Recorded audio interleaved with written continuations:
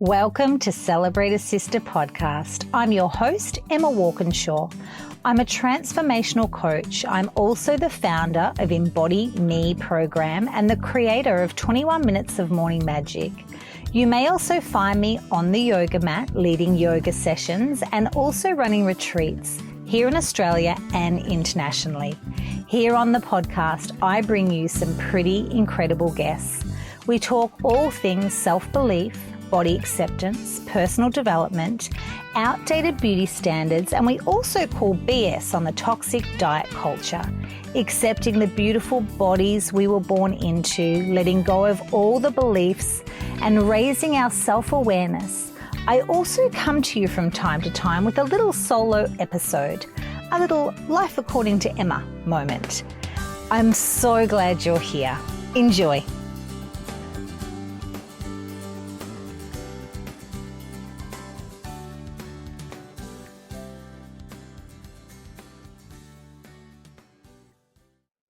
A big warm welcome to this week's episode of Celebrate a Sister. Today, I am joined by Sonya. Sonya is a certified fashion stylist and personal brand coach.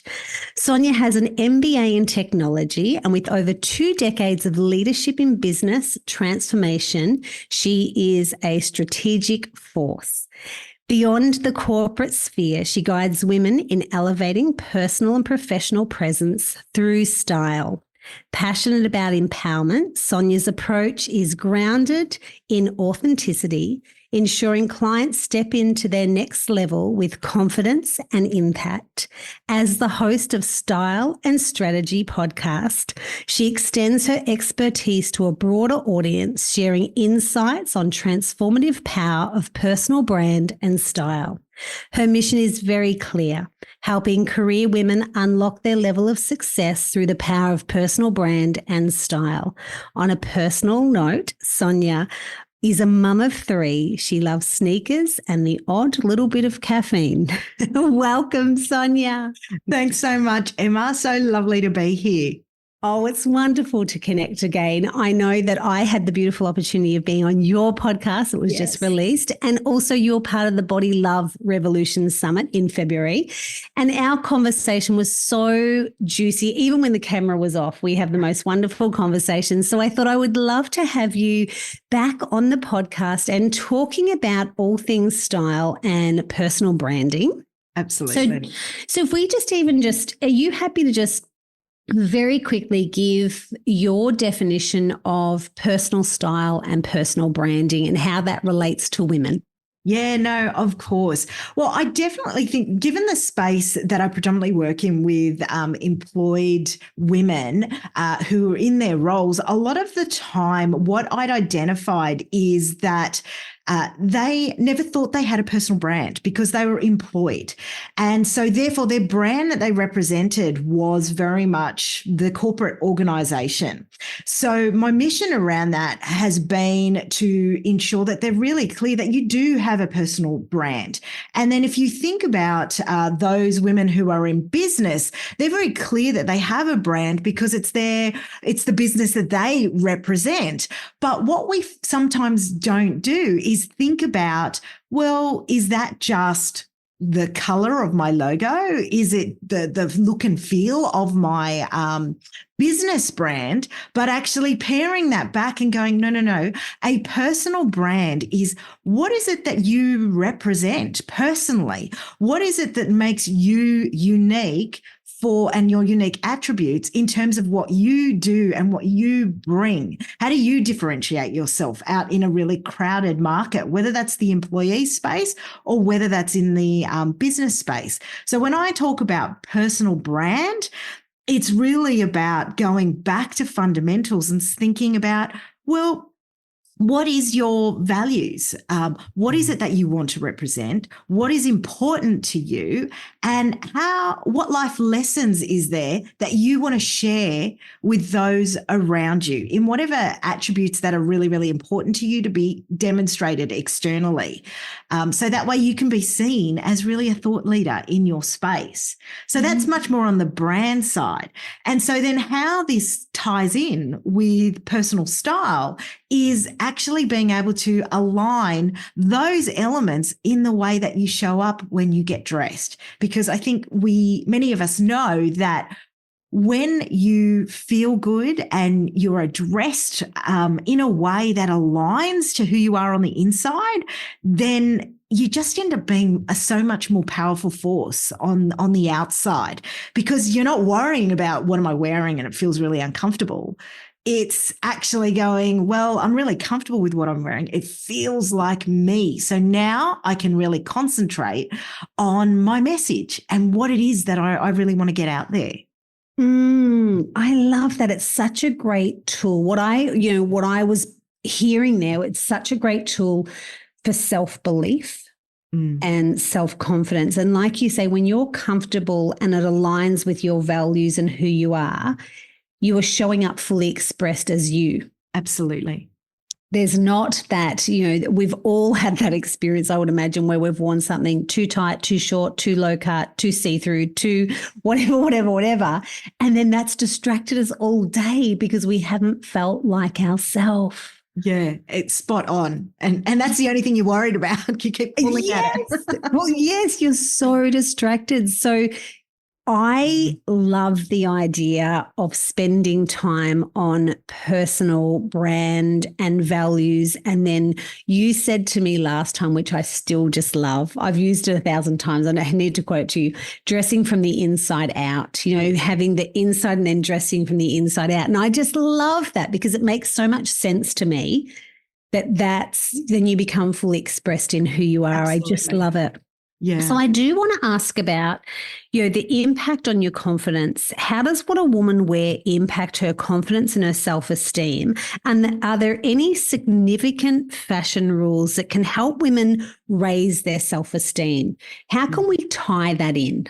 Yeah, sure. So I think in terms of, things that can go wrong, like you said, it could be that you're wearing things that are really uncomfortable because you think this is what I should be wearing. I actually, the other night, I saw a TikTok post where it was a lady who was a business owner who'd asked sort of the audience, I really want to wear, it was this beautiful caftan. And she goes, I'm going to a business networking event and I want to wear this, but I feel like it's not the right thing to wear. And so that for me it really aligns to the question you've asked, because if she feels like it's not the right thing to wear and therefore she goes and wears what she thinks is suitable, and like who defines that really? So if she puts on a really corporate suit, say for this networking event that she deems appropriate, what's that going to do for her demeanor? What's it going to do when she walks into the room? It really will impact you in a way that you lose your spark.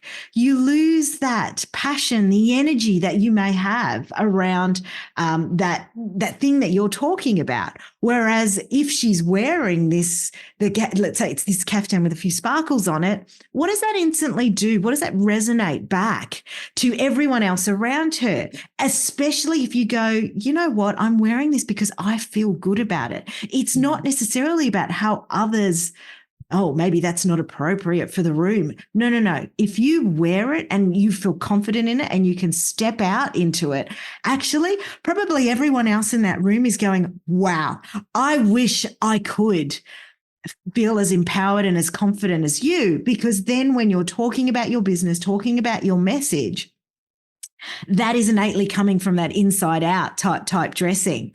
And so, for her, I actually dropped a quick note to say, no, you've got maybe it's not the caftan, but you need to find some middle ground where you don't lose sight of who you are through that, because that is right for you. So in terms of rules or things like that, it's very much sticking to a fundamental piece around what is your style? What is it that makes you feel most comfortable when you're dressing? Yes, you might be turning up to, let's say, the environment might be a networking event, and there might be rules associated with that you think, okay, I need to be a little bit more structured, but that doesn't mean you need to lose the essence of who you are. It's a question of how do you pull in elements that are still uniquely you. Is it the earrings? Is it the top? Is it is it the shoe, right? I think Julie Bishop is a great example of that, right? You always saw her with an amazing shoe, actually, in most of the time when she was in Parliament, right? She didn't lose the essence of who she was when she was out there. So, it's never about trying to stick to structured rules around it. It's finding, how do I pull that little thread of me through so I still feel comfortable in the environment, but I don't lose who I am. That is great. I love that. And they're perfect examples. Like you say, even if it's an event where you go, yes, it needs to be still a little bit more structured because this is the environment we're in. But yeah, whether it be the earrings, the shoes, the little bit of sparkle or whatever almost like your signature thing is that Correct. makes you feel good, that is uniquely your imprint. Yeah. That is the key, whether it be even a certain color, whatever absolutely. that is. Yeah. Yeah, I love that. That's a great one. So I guess then as a woman, it is probably spending some time working out what is that thing. What is our little signature piece? And I guess it doesn't have to be just one thing like just shoes or just earrings, but what is that one thing? And when you start to work with someone, because you have a trained eye and you're very good at this, Sonya, can you kind of see through that and see what someone's signature is? When you start to do a wardrobe or a shop with them, can you start to see what that is? Yeah, definitely. And I think it's because I spend a lot of time at the beginning really pulling through, like I said, the values and things like that to be able to understand, well, what is the block? What is it that's making you potentially not feel like you can move forward? So we spend a lot of time trying to identify that and then building out what does that brand look like in the future. And then you can see pockets of it when you go to their wardrobe where they're potentially going, oh, I bought this because I loved it, but I never wear it. Okay, why? Let's take that through. What are the elements, reasons? It might be that you've tried to wear all of it and therefore felt like I didn't fit in. And so how do I inject that until they feel that they can gradually build up that level of confidence to get them there? Because you can't go from 0 to 100. Some people can, but again, it's around that, self-belief and building up your confidence around that as well. Yeah. Yes, it is. I know what you mean. When you just said you've got something in the wardrobe and go, why haven't you worn it? I don't know. I loved it, but I bought it, but I just can't wear it. Every time I put it on, I just don't. And it's going not from 0 to 100 and it's building that belief. Yeah. Do you think that I love intuition. I love being intuitive around things. Do you think intuitively women have an idea what suits them and what they should wear? Or do you feel like sometimes it can go really wrong and we can be influenced by fashion? Oh, my goodness. Yeah. Look, I think there's a bit of both, right? Yeah. So intuitively we go, well, yes, we know what kind of I like and what I don't like.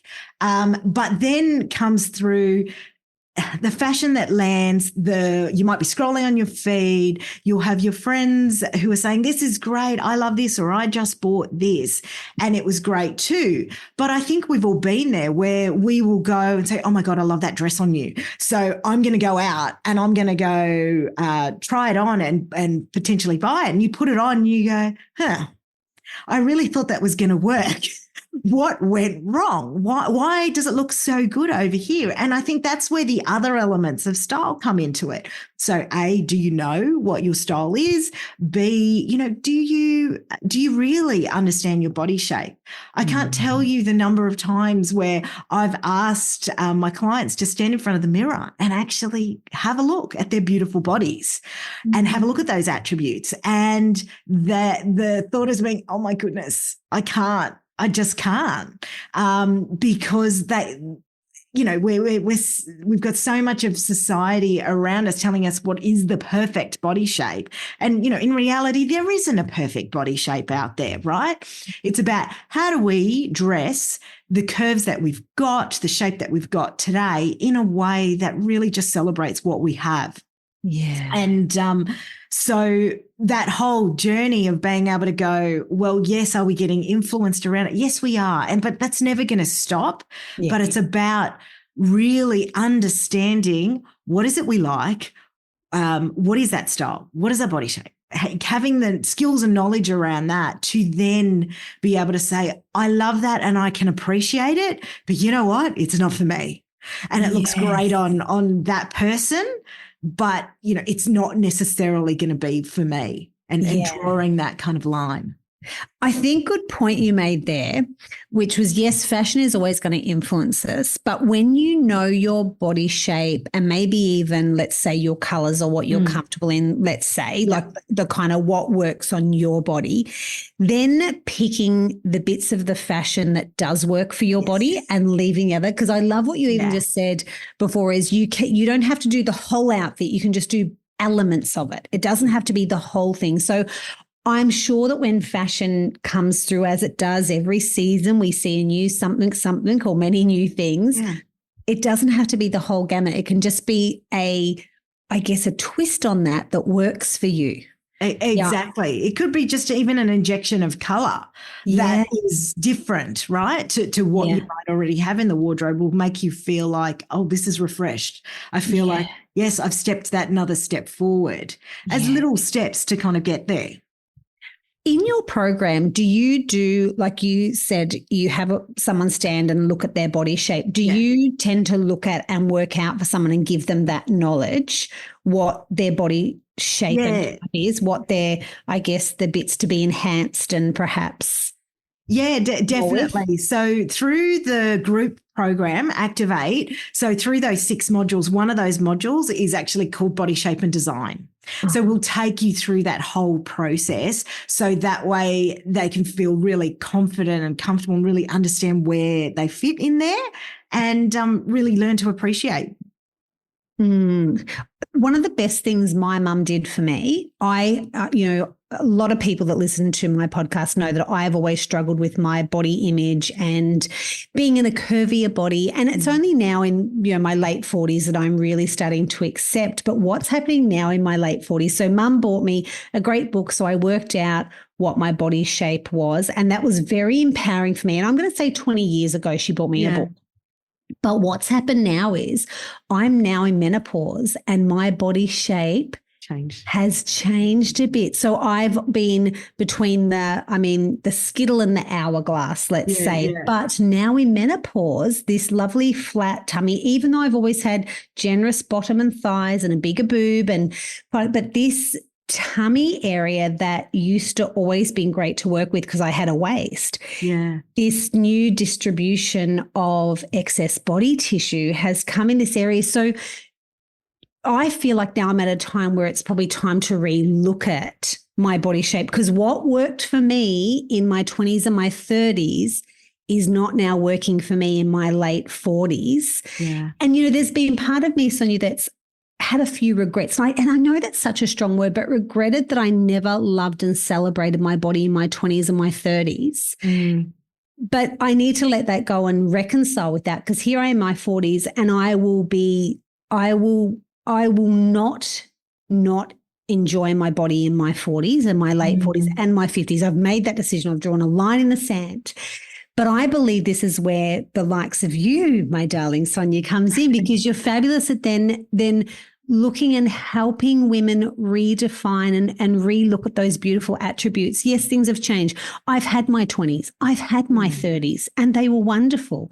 Yeah. And now I have my beautiful 40s in a very able, wonderful body.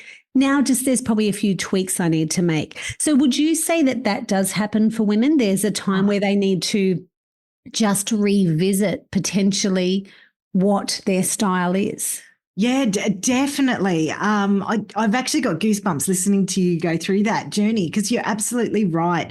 Menopause is one of those times where these things happen and you think, but these jeans worked for me or these pants worked before and I could wear something tucked in and I felt comfortable around it, but it's not working anymore. So actually taking stock at that point to go, actually something has changed and either A, the way I was wearing it, or the pieces that are there are no longer serving you. And so then having to really understand, well, what shape maybe am I now? What will work for me now? So absolute menopause is one of those times. Obviously going through pregnancy and then after pregnancy, the same type of thing as well. And it happens even if someone's really lost a lot of weight as well. Like they struggle to go, well, hang on a second. I was used to wearing this. Shouldn't I now? So it's extremely common. And the same thing applies to, let's say, if you've done your colours, before, and then as you age, you might have decided, you know what, I'm going to go with the natural grey and that type of thing. So what happens over time is you normally become softer looking across the face, and then obviously your hair might be going lighter. And so the colours that may have been working for you may not be working any longer as well. And that might be another reason why you go, why this outfit that I've worn just makes me feel washed out, or I've always loved this colour. Why is this not working? And it might be those little changes that have happened across the way as well. I didn't think of it about the color, but that makes sense because years ago I was a hairdresser and I know you lose melatonin, yes, which is the color. So that makes so much sense. I didn't think, isn't it funny? I didn't even think, I was just thinking about the body shape, not necessarily coloring, but that's so true. And I even know over the years when I used to color my hair all the time and I would go, oh, this lip color doesn't suit me anymore. You would change your the typical color that you would always go, oh God, it just doesn't quite work with this coloring. So it really is helpful. And I didn't think of course, after you have a baby too, all these changes we go through. And, the thing that I'm understanding and accepting much more now is we are fluid. We are not set and forget. We are not one style. And just because fashion changes that you get uniform, we are changing and evolving in different times in life. And I even know, different roles that I've done. What I wore as a hairdresser to work was very different to what I wore as a trainer. Yes. And now work, as in I trained long-term unemployed people in an office situation to what I now wear as a life coach or, teaching yoga or, hosting retreats, speaking as to what I wear in the town planning office. It is all these little different elements, but ultimately I am still Emma and I still have the same value system. Yeah, that's right. There is this. So what I normally find is even through the personal branding side of things is that there is a thread. There is a thread that will be there from the beginning of your personal brand and your values and everything else, and elements of your style that will actually feed through to all those different pieces. But it just might be this either, I sometimes use the term a ladder of elevation. So there might be this dial up in elevation, might be a dial up and dial down, or it might be a dial to the side in terms of, a little bit more casual, a little bit more, dressy, that type of thing as well. So, but there is still that thread there of things that you probably liked. Yes. Yeah. And whether it's a color or I love a floral. I just love a beautiful floral, whether it be, and I like pretty clothes, so I understand that. So even when I was a hairdresser, there would be anything that was a little pretty cardigan with lace, or it's, still now I love a bit of lace on it, or so there is that. And I get what you mean with the dial up, dial down or sidestep. Definitely. Yes. I can see that in a couple of friends. Like I'm thinking a couple of friends now that what they like. I've got a girlfriend that loves stripes. Stripes. Whereas I don't overly go for stripes from time to time, but I'm not really, it's that little thread. That's now right. I do want to touch on and this is another part of acceptance and body changing and the illusion of size. Yeah. I, for a very long time, because this struggle, this inner talk that says you cannot possibly go that size. Now that I am wiser and older and kinder to myself, I realize that size is such an illusion. Yeah. You almost, I now say that when I look at a label, this is a suggestion. This is a suggestion. I love that. This is a suggestion. However, in the suggestion, you get to choose. So I've almost taken any size out of the equation and just tried things on. I wore a dress the other day, which was a small. I am by no stretch the imagination a small. And then, I've worn something size 16 and everything in between, So around that, what is your piece of advice when women are thinking about sizes and getting a little bit caught on sizes? What do you say? How do you help someone with that? Yeah. So first of all, I would say I definitely agree with you on that. I know, I think I've done an Instagram post on this actually, but I think I'm a size 8 in one store and I'll be a size 16 in another store. So that tells you that gamut, right? And so, every retail store that's selling clothes to you will be building their sort of model on a particular size shape that they're using. And there's inconsistency. We just don't have that across a sort of the fashion side of things. So exactly like you said, this is merely a suggestion. Actually, the number doesn't even matter. It's actually, how does this piece look on you? Is it doing your attributes justice or not? Because it's not you, it's the piece, right? Yes. It's the piece, it's the design, it's the way it's cut. It could be the quality of the piece and the craftsmanship around it. Then maybe the stitching isn't great, right?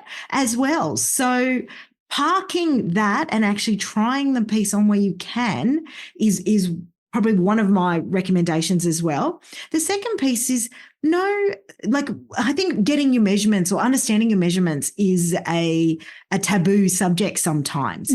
But actually, if you are working out or you're going to the gym or things like that, you'd probably have a rough estimate of your least, bust, waist, hips kind of thing. Now, if that's not shifting around very much and you're jumping in sizes through the different brands, that's evidence for yourself to say, you're still the same shape. You're still the same beautiful body shape that you were. So, don't pay attention to those sizes. Just get the one that works for you. It's irrelevant, really, in the scheme of things. It sounds so wonderful to hear you say that, little light bulb moments. And it almost sounds, I feel like it's quite simple, but we often don't validate ourselves that we are stable and steady and this is our beautiful body. We make ourselves wrong because we didn't fit that piece of clothing. And like you say, there's all those factors, which is stitching, the quality of the garment, all of these factors. Also the branding, because I know that exactly what you're saying, in one brand I'm an 8, one brand I'm a 16. We know the brands and they are also marketing to a certain person or would we say, I always lose my words now in this bloody menopause stage, socioeconomic environment too. We know that there are brands out there that are going for a certain type of person, and perhaps they are in a way manipulating their sizes to make us feel better about ourselves or not. Yes. There is, you're almost like, there's one store that I walk past and I say to my husband, they don't like big girls, that brand. They don't like big, and we laugh. He always laughs about it because I know that I love some of the clothes in that store, but they are sending a very strong message. They don't go above a 14. And their 14 is certainly not the 14 in another store. Yeah. Their suggested 14 is potentially not, look, I'm, saying this and I'm not going to say the brand, but it is interesting to see the brands that are aiming for a certain kind of woman and type, because it's a business, that's a business. In the end, it is. Yeah. It is. And that's their right to market and create their sizes. But for the consumer or for the woman who goes shopping and can be taken out in the first 30 minutes and go home and eat cake on the way, or she can go and say, stand in that mirror and go, this is not me, it's you. A breakup. Yeah, this is not me, it's you. Exactly. So if anyone takes anything away, it's got to be that. It's going to be this is a suggested size. And if you're not happy with what that brand's doing, then you know what? It is a breakup. Yeah. And there are so many good brands out there who will cater for you and your size, and what will make you feel comfortable still. Yes. Yeah. And that's what we need to probably, when we go shopping, and this is purely from my own experience, but I believe I'm not alone here, that it can send me into a spin. If I walk into one of those shops in the first, 30 minutes of shopping, I can absolutely I can allow that to ruin my day, because I go into all of those old stories, and it's becoming much more neutral around that and saying it's okay. Just go to your favorite shop. Start there. Don't do this to yourself. It's you, not them. Like, as in, like it's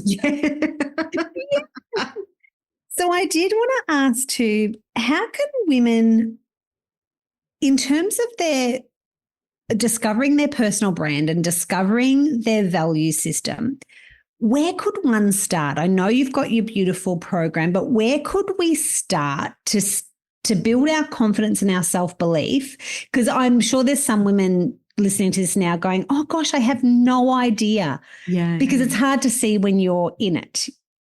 Some people just say, I have no idea. So where could someone start? Have you got a little tool or something we could share that could get them started? Absolutely. I've got the Ultimate Kickstarter Style Guide. So that is on my website, but I will provide that to Emma so she's got it for the show notes. But that will take you through at least some questions to think about, and really ponder around, well, what is it? I don't know. And then it'll take you through those stages, and then take you through the next stage to say, well, now go have a look at your wardrobe and start to see how does that kind of work for you, doesn't work for you. So it's a little bit, I call it more of it's a workbook that you can actually go through, and it'll take you through some of those steps. So you feel like by the end of it, you've got a little bit more clarity than where you were. I like the idea of that. I'm going to do that workbook, Sonya. I'm going to check in with you and say, this is what I found, because it is worth it. Again, like I said, my body has changed, and it's time for just a little bit of a revisit of what I feel comfortable in, and what makes me feel like I can go out and not be worried about what I'm wearing, just be really comfortable. Because I think it's so valuable for women on a body acceptance journey to put some time into, no matter what size they are, even if they aren't at their ideal size. Even if they are at their ideal size, it's kind of irrelevant, because you aren't anywhere else apart from right here, right now. That's exactly right. So while you're here, why not dress that to a way that makes you feel really good and confident? Because it's easy not to, and then that just, for me, compounds the lack of self-confidence. And then, like you say, in your career or your business, then you're not likely to go for the promotion. You're not likely to go after the client you want. You're not likely to show up, because you think, and part of what we're thinking, no one is even thinking anyway. Yeah. They're just not. No, they're not. They're not.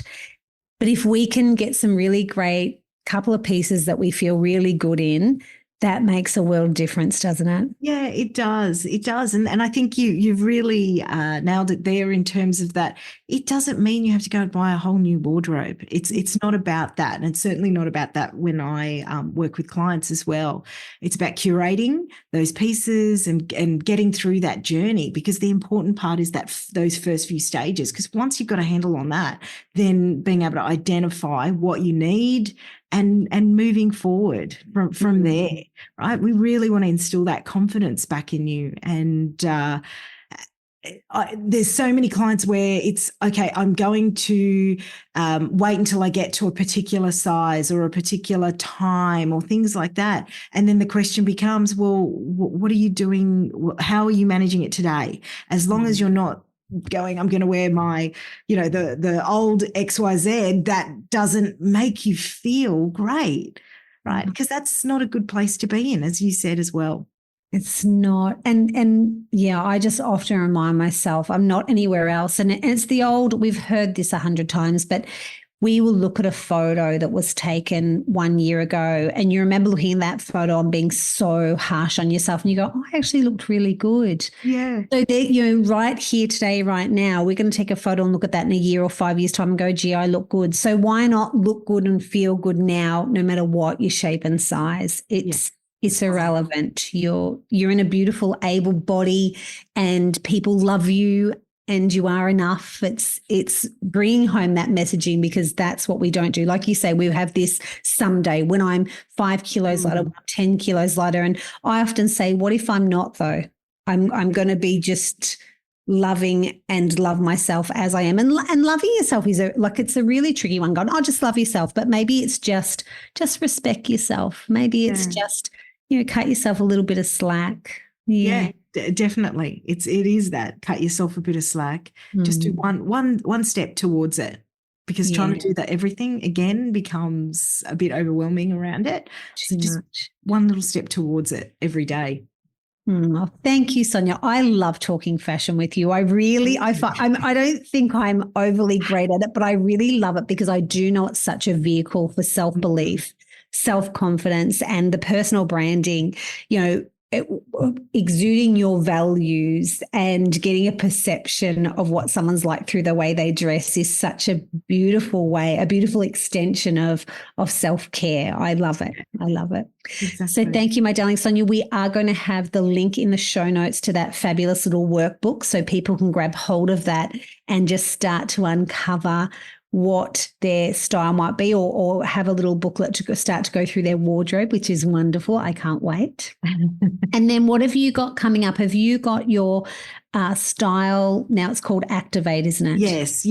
Is Activate opening for some new clients? It will be. So I'm running a free masterclass at the end of May, and then Activate will also open for the next cohort. So really excited about that. And it's going to be another exciting journey. Wonderful. Next group. Thank you, Sonya. As always, love chatting, and we will talk soon, no doubt, in the future, but I can't wait to check out the workbook and also your podcast. So I'll pop your podcast in the show notes as well, so they can hear all your beautiful tips. Wonderful. Thank you so much, Emma. I really have enjoyed chatting with you again. Thank you, Sonya.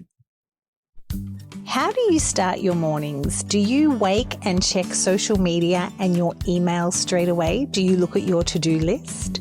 I have a very simple morning ritual hack called 21 Minutes of Morning Magic. I do this in a virtual group on Facebook a couple of mornings a week, so you are welcome to join me. That's the accountability piece. The other bit about this beautiful morning practice is it's so simple. 7 minutes of yoga, 7 minutes of meditation, and 7 minutes of flowetry.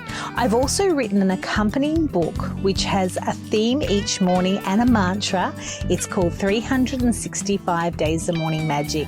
So if you are keen to join me and need someone to practice with in the morning, I am your spiritual jogging partner. Check out the link in the show notes.